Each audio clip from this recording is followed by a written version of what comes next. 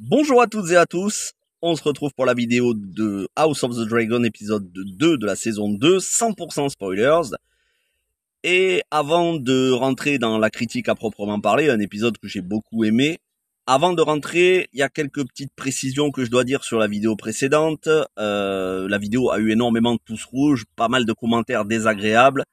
Alors, il y a toujours quelques abrutis, j'ai envie de dire, et encore je suis gentil en disant abrutis, qui ne supportent pas qu'on critique leur série préférée et qui viennent laisser des commentaires désagréables en pensant que j'ai quelque chose à faire de leur avis. Alors déjà, les gens qui sont là pour laisser des commentaires désagréables, j'en ai rien à faire de votre avis, de votre opinion.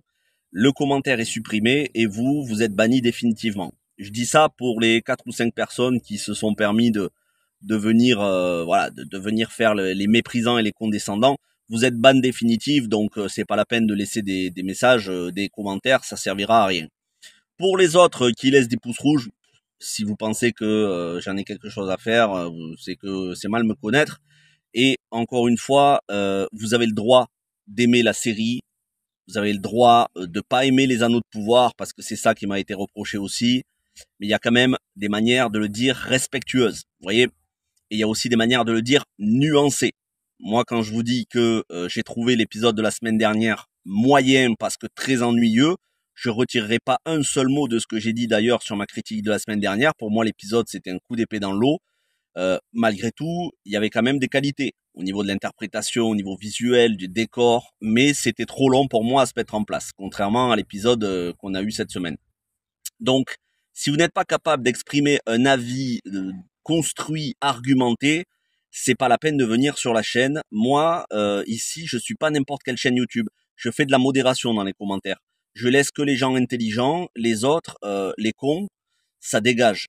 Ici, vous n'êtes pas sur n'importe quelle chaîne YouTube ou de gros YouTubeurs qui vont pas faire trop de commentaires, qui vont pas faire trop de modération.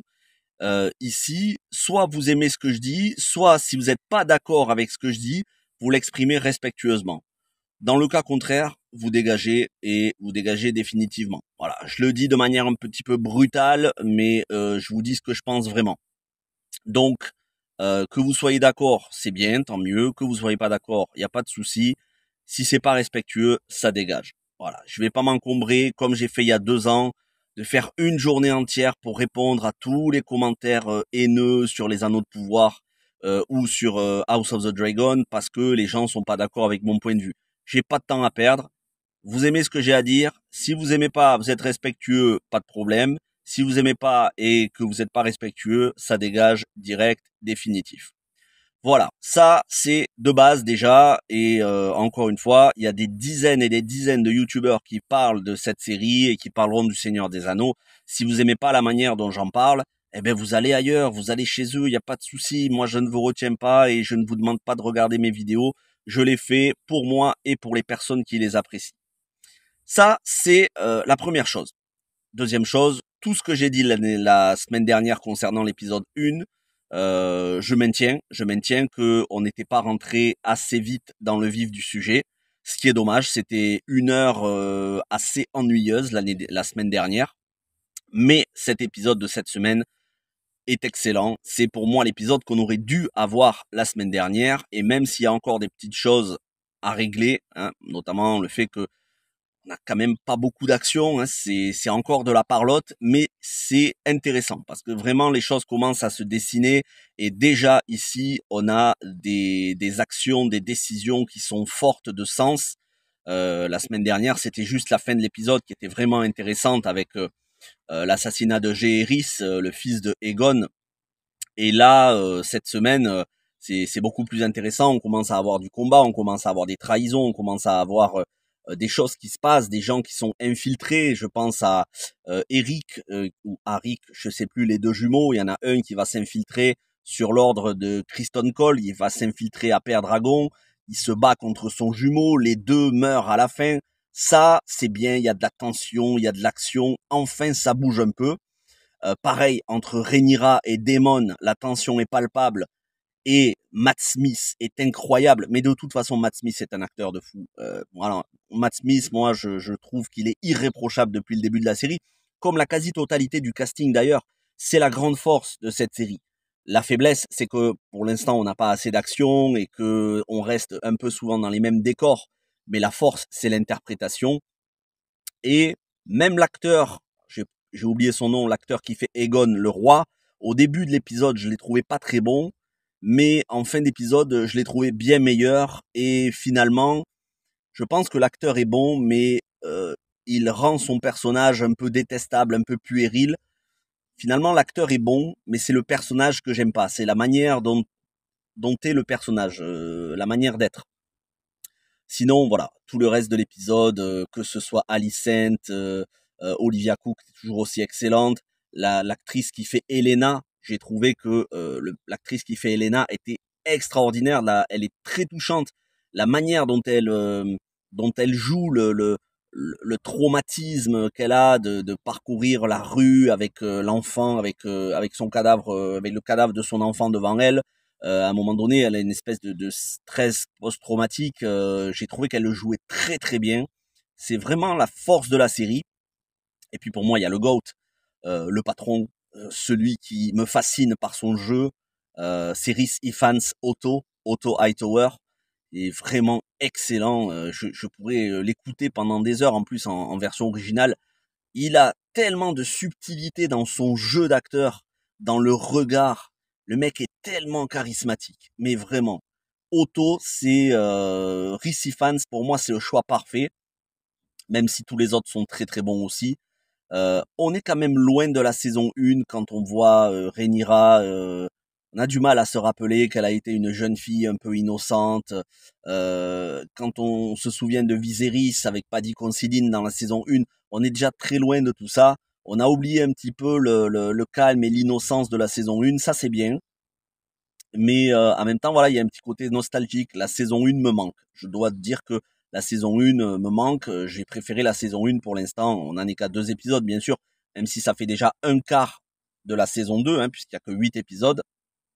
Mais j'ai vraiment l'impression que c'est loin la saison 1, peut-être parce qu'on l'avait eu en 2022, mais même les éléments, la chronologie dans la série, j'ai l'impression que ça remonte à, voilà, il y a plusieurs décennies. Et c'est bien, mais en même temps, comme je vous ai dit, moi, c'est l'aspect mystique qui me manque le plus. Alors après, c'est normal, hein, c'est comme ça, c'est une série très politique. Et bon, j'espère qu'on verra d'autres paysages. On a vu Winterfell en début d'épisode 1. J'espère qu'on va voir d'autres endroits. C'était la grande force de Game of Thrones, je vous le disais la semaine dernière, et ça me manque la variété des paysages, des lieux. Mais sinon, voilà, je vous dis, Otto, exceptionnel en charisme. Les manigances de Alicent et de Otto dans le dos de Aegon pour manipuler Aegon. Aegon qui est très influençable. Et puis il y a ce personnage de Criston Cole. Criston Cole qui est une ordure absolue, ce type.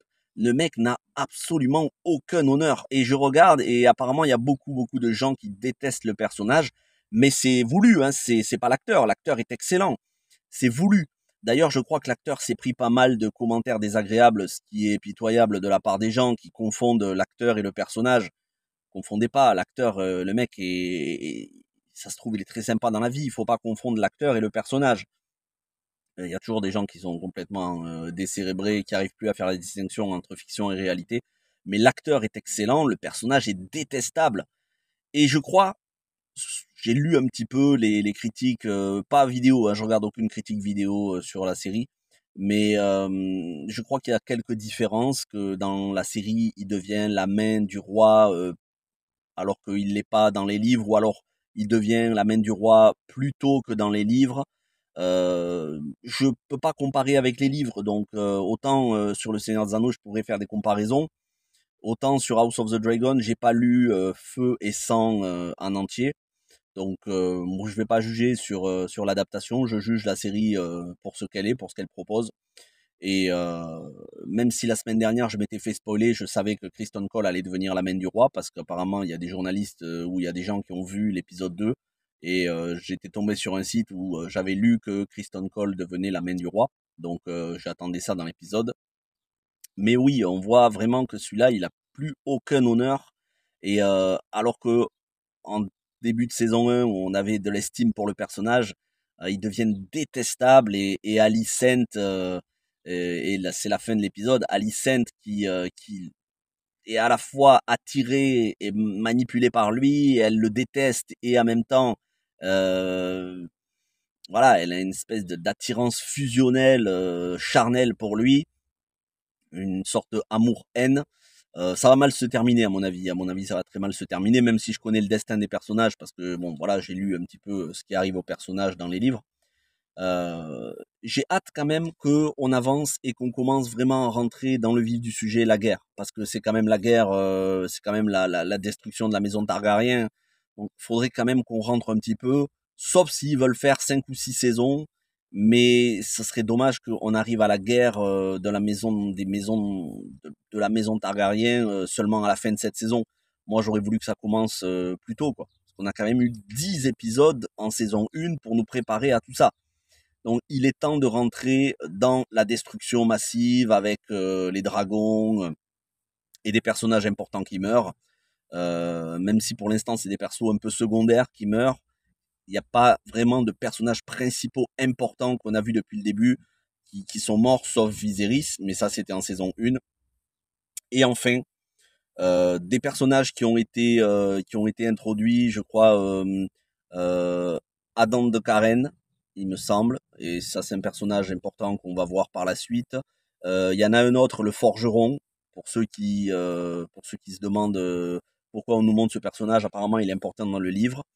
Et on nous a parlé de Daeron, et j'avais complètement oublié Daeron, un autre des enfants Targaryens qui est, je sais plus où, à Harrenhal, je sais même plus. Il y a tellement de noms, mais Daeron, c'est vrai qu'on n'en avait plus entendu depuis la saison 1. Il est toujours là et il est important aussi. Le personnage masculin donc que je préfère, c'est Otto, et il y a cet arc aussi autour de Rhaenys et Corlys. Et Rhaenys, c'est mon personnage féminin préféré. Je trouve que Eve Best, l'actrice, elle est tellement charismatique. Elle dégage de la force et de la douceur en même temps. C'était pour moi mon gros coup de cœur de la saison 1. Elle prend tout le temps les bonnes décisions. Et là, le dialogue qu'elle a avec Corlys, pendant qu'ils sont en train de dormir tous les deux ensemble dans le lit, ils discutent un petit peu de Daemon et Rhaenyra, puisque Rhaenyra s'est sentie trahie par Daemon, et Daemon, lui, il manigance un peu de son côté en pensant bien faire, mais il fait mal. Et tout ça, le couple Velaryon le voit, et on sent qu'ils ont un profond respect et de l'empathie et du soutien pour Rhaenyra, mais qui se méfient de Daemon. Et surtout, dans les dialogues de Rhaenys, on sent la loyauté, la fidélité, la fiabilité du perso. Et ça, je trouve que ce perso est formidable. Elle était déjà pour moi celle qui avait parmi les meilleures scènes en saison 1. Rappelez-vous quand elle rentre dans le septuaire et où elle a la possibilité de cramer tout le monde, mais elle le fait pas. Mais là, dans cet épisode, elle montre encore une fois que c'est un perso de soutien extrêmement important. Donc, hâte d'en voir un peu plus sur leur arc narratif à tous les deux. Mais oui, de très bonnes choses. Enfin un peu d'action, enfin un peu de rebondissement, et il était temps, j'ai envie de dire. L'épisode dure 70 minutes, quasiment 1h10 presque. C'est bien, c'est très bien. On commence à voir la cruauté de certains personnages. Le Aegon qui voilà fait pendre tous les chasseurs de rats parce que il a appris que c'était un chasseur de rats qui avait décapité son fils, donc il fait pendre tout le monde. En même temps, il y a cette propagande comme quoi ce serait Rhaenyra qui aurait, nous on sait que c'est Daemon, et que en plus il voulait tuer Aemond et pas le petit Jaehaerys, mais il y a cette propagande dans Port-Réal que Rhaenyra serait cruelle et ferait tuer des bébés. Donc c'est en train petit à petit de se mettre en place, mais clairement il est temps de passer à la guerre et il est temps de passer à l'assaut entre les forteresses et entre les différents clans, parce que ça parle encore un peu trop. Il faut qu'on rentre beaucoup plus dans l'action. Vous souvenez-vous, dans la saison 2 de Game of Thrones, on avait la bataille de la Nera, on avait Renly Baratheon, on avait pas mal de choses qui se passaient dans la saison 2. C'était vraiment important, quoi. La saison 1 avait mis en place toutes les intrigues, et dans la saison 2 de Game of Thrones, on avait déjà des batailles. Là, ça parle un peu trop. Voilà. Au moins, montrez-nous des paysages différents. Winterfell, c'était génial la semaine dernière, mais ça a duré que 5 minutes. C'est dommage. En tout cas, un épisode qui est quand même bien meilleur que celui de la semaine dernière. À ceux qui diront oui, mais c'est normal, c'est une série qui prend son temps. Ben oui, mais moi j'ai envie de voir une série qui bouge. Donc je critique parce que j'ai envie de voir, je critique ce que j'ai envie de voir, c'est tout. J'ai envie que ça bouge un peu plus. Game of Thrones, ça bougeait beaucoup plus. Et moi, j'attends de la série qu'elle ressemble plus à Game of Thrones que à ce qu'elle ressemble actuellement. Peut-être que je serai déçu au final. Peut-être que ce sera que de la parlotte. Peut-être que ça va avancer dans l'action et que je dirai au final la saison 2 est excellente. L'épisode est bien meilleur que celui de la semaine dernière. Mais encore une fois, il m'en faut plus pour vraiment que je sois hypé et que j'attende avec impatience l'épisode suivant. J'espère que la semaine prochaine, on va vraiment rentrer dans le vif du sujet. Encore une fois, par rapport à ce que j'ai dit en début de vidéo, je ne retire rien du tout. Les rageux, cassez-vous, allez sur une autre chaîne. Si vous n'appréciez pas mon point de vue, que ce soit sur House of the Dragon ou les Anneaux de Pouvoir, tant pis pour vous, c'est pas mon problème. Y a tellement de youtubeurs, allez voir d'autres, allez voir ailleurs. En tout cas, si vous êtes ici, soit vous laissez des commentaires respectueux et nuancés, soit je vous banne et je supprime vos commentaires. J'ai pas de temps à perdre avec les cons. Merci à tous ceux qui vont apprécier cette vidéo, que ce soit avec un pouce bleu, avec un commentaire, avec un partage, il n'y a pas de souci. On discute sur la série et surtout essayez de pas spoiler pour les épisodes suivants. Voilà, je le dis parce qu'il y en a certains qui pensent bien faire. Ne me parlez pas de l'épisode dans les commentaires tant que je n'ai pas sorti la vidéo. Ne me spoilez pas. Voilà, sinon après je vais être obligé de supprimer le commentaire, ce serait dommage. Merci en tout cas d'avoir regardé cette vidéo. Passez une bonne fin de journée. Portez-vous bien et ciao tout le monde.